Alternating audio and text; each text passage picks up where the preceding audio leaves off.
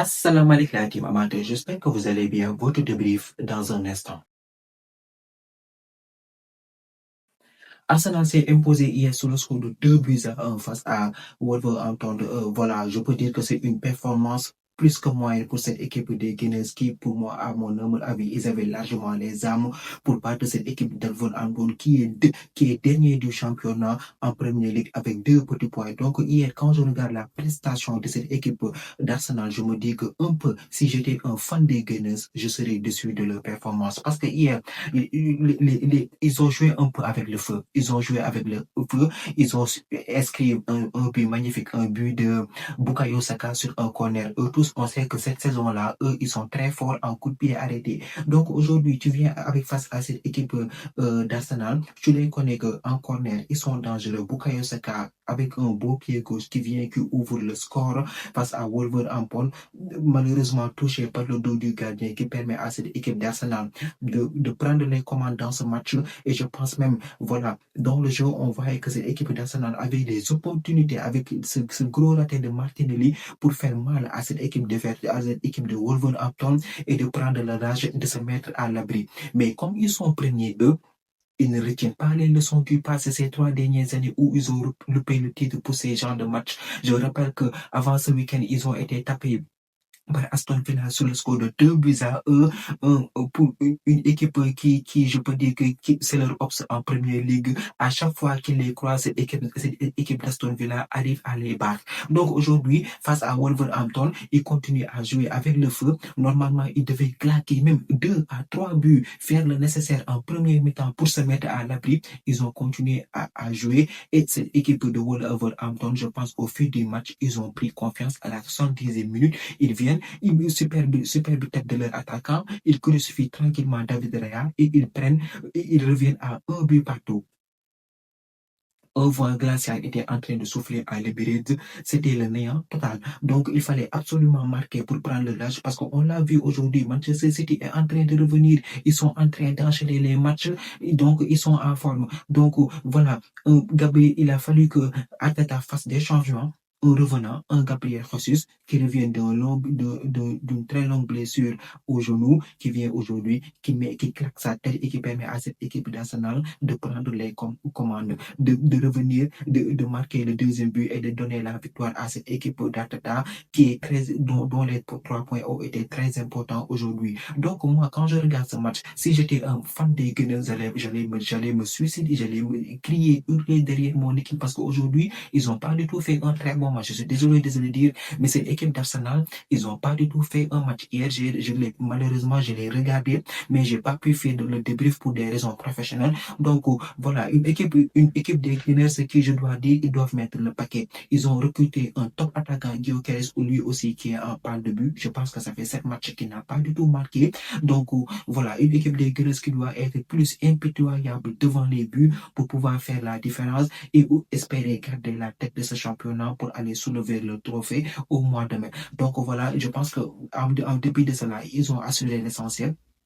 Ils ont pris les 3 points qu'il leur fallait et ils continuent à creuser l'écart derrière, devant Manchester City. Manchester City qui aujourd'hui, ils ont joué, ils ont tapé tranquillement Crystal Palace aussi sur le score de 3 buts à 1 et j'ai envie de dire, ils ont fait une très très bonne performance aujourd'hui. On sait tous qu'à Crystal Palace, il est difficile de jouer là-bas.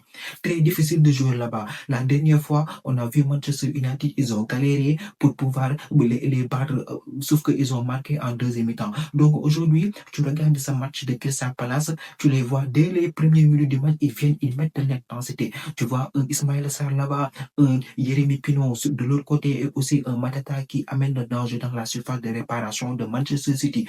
Mais comme on sait que cette équipe du Guardiola cette saison, je suis quand même surpris de le voir en défense, ils sont solides. Ruben Dias et Guardiola. Cette paire-là marche comme par hasard. On sait tous que l'année dernière, en défense, ils avaient des problèmes.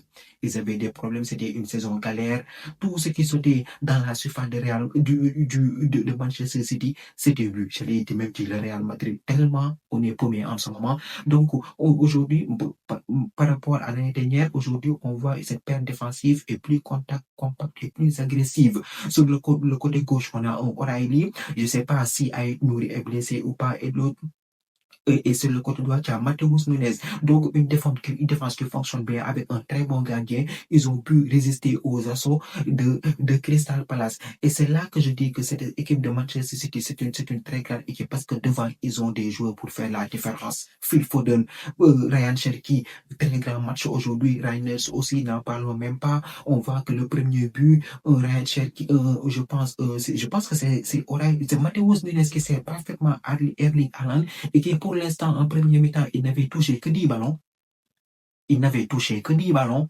Il vient, il met sa tête superbe avec des appuis solides, un coup de tête qui a été très sec. Il bat tranquillement le gardien de Crystal Palace, Erling Haaland qui donne l'avantage à son équipe. Donc là, on part au vestiaire avec 1-0.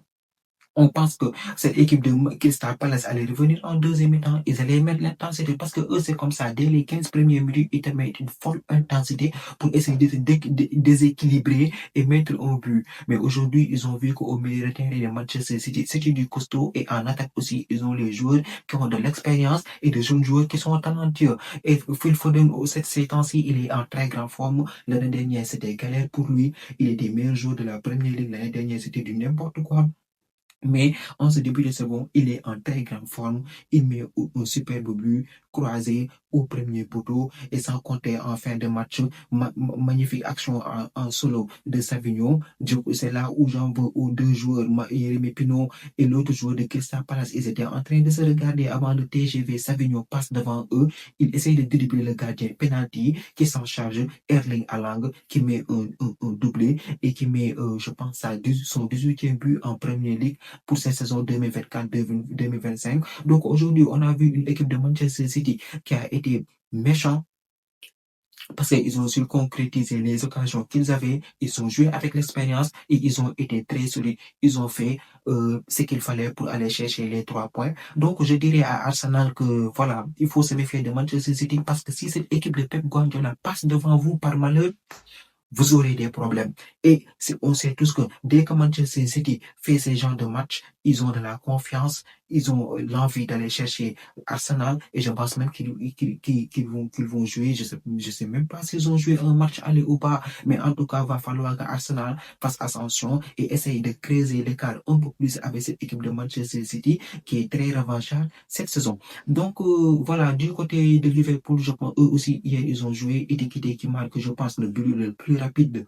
si je ne me trompe pas, de Liverpool cette saison. À peine le match a commencé, il fait la différence. Ekitike cette saison, il est venu pour faire savoir à Arne Slot, moi je suis le gars sur qui tu peux compter. Même si à côté, il y a un gars qui coûte 130 millions, qui est arrivé 140 millions, même je dois dire, Isaac, il est perdu. Isaac, j'ai presque de la pitié pour lui. Hier, il est rentré en deuxième mi-temps. Quand j'ai regardé les highlights, j'étais déçu. Franchement, j'étais déçu. Isaac, il se retrouve pas dans cette équipe de Liverpool. Isaac, il a un problème avec cette équipe de Liverpool. Il n'arrive pas à se connecter avec ses adversaires. Donc, Eddie qui vient, qui met un superbe but. Et aussi, il y avait le retour dans le groupe de Mohamed Salah qui est rentré en deuxième période. Personnellement, j'ai bien aimé le retour de Mohamed Salah. Il a été collectif. On l'a même vu aussi de temps en temps faire des retours défensifs. Et aussi, on l'a vu, voilà, en fin de match, Chiesa a essayé de le faire marquer avec une superbe passe. Mais malheureusement, on voit que en ce moment, Mohamed Salah, c'est pas trop la grande confiance. Normalement, Mohamed Salah, au top de sa forme affûtée, il devait contrôler ce rebond et mettre le ballon au fond des filets. Mais dans la globalité, j'ai bien aimé sa rentrée et sa performance. Donc, voilà, une équipe de Liverpool, je pense, en milieu de semaine, il s'était imposé face à l'Inter sur le score de 1-0. 5 matchs d'affilée sans défaite. Ils commencent à retrouver de la confiance. Eux aussi, ils ont enchaîné, je pense, 3 victoires, 2 matchs nuls, si je ne me trompe pas. Donc là, je pense que cette équipe de Liverpool est en train de revenir petit à petit. Il faut laisser à Arne sur le temps de travailler aussi un peu. C'est vrai que la direction lui avait imposé un nombre de matchs. Si les résultats escomptés ne sont pas là, il pourrait être viré, mais là actuellement il commence à dresser la barre et hier ils ont gagné sur le score de 2 buts 2-0. Donc voilà, une équipe de Liverpool hier qui a été très efficace et qui a gagné à Anfield. Anfield, voilà, ces temps-ci, ils étaient en galère là-bas. Donc voilà, l'essentiel c'est qu'ils ont fait le job, ils ont encaissé les 3 points. De l'autre côté aussi, je pense que Chelsea hier aussi, ils ont joué. Très bon match de la part des hommes de Enzo Maresca, où aussi ils sont dans une très grande période. Donc, Chelsea hier, avec un but de Cole Palmer, un revenant, c'est vrai que depuis quelque temps, il était blessé. Hier, sur une magnifique passe de Malo Gusto, il met tranquillement les pieds, il permet à Chelsea, voilà, de remporter ces 3 points. Aussi, il faut saluer la performance de Malo Gusto aussi. Malo Gusto, hier, il a fait un très grand match.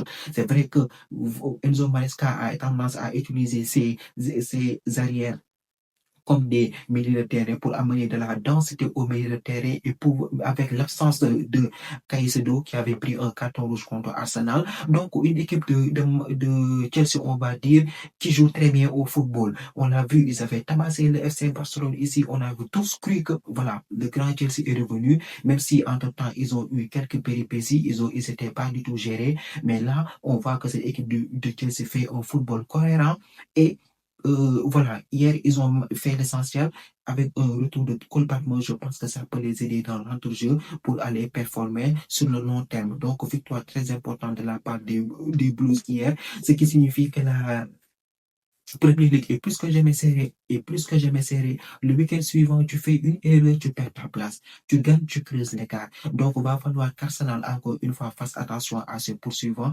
Manchester City qui se montre de plus en plus menaçant. Et si ça continue comme ça, j'ai hâte de voir après le mois de décembre qui sera premier. En tout cas, Arsenal, ça fait 20 ans qu'ils courent après le titre. Ils n'ont pas le droit à l'erreur.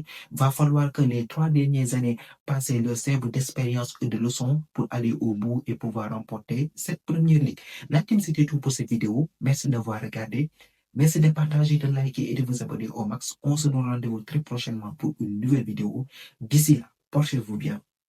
Ciao.